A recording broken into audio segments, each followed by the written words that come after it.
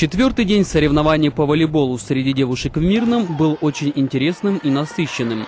Первый матч стыковочный. В нем приняли участие сборные Казахстана и Монголии. Одна из самых слабых команд этих соревнований сегодня удивила многих. За последние 4 дня монголки впервые показали отличную игру. Накал противостояния был таким, что до самого последнего момента оставалось неясным, на чьей стороне преимущество. При равном счете пришлось играть дополнительную партию, в которой сборной Казахстана с невероятным трудом удалось вырвать победу со счетом 3-2. Достойные соперницы. Очень сложно было с ними играть. Хорошо играют девочки. Во второй половине дня состоялась первая игра полуфинала. Здесь встретились команды округов Уральского и Дальневосточного. Как и ожидалось, сборная Дальнего Востока достойного сопротивления противнику оказать не смогла. Результат встречи 3-0 в пользу Урала, что закрепило за командой первую строчку в турнирной таблице.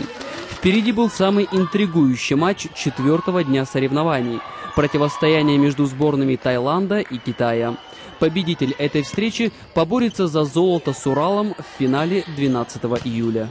Я думаю, что второе место займет Таиланд, потому что посмотрели мы игры и Китая, и Таиланда, и думаем, что Таиланд выиграет у Китая. У них больше эмоций, они больше подвижнее. Традиционный лидер спортивных соревнований Китай пальму первенства отдавать не собирался. Таиланд, в свою очередь, также был полон амбиций и нежелания уступать конкурентам из Поднебесной.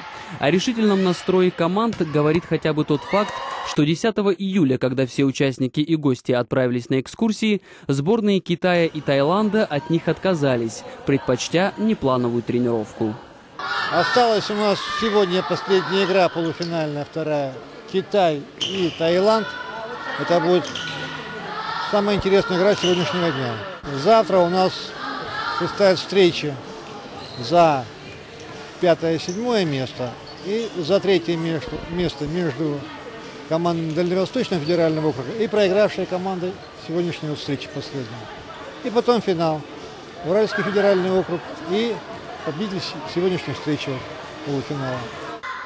И вот первый неожиданный результат этих соревнований. Такого поворота событий не предполагал никто. Сборную Китая как будто подменили.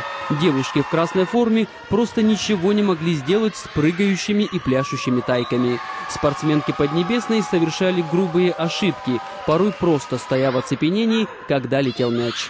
Результатом встречи стал полный разгром китайской сборной со счетом 3-0.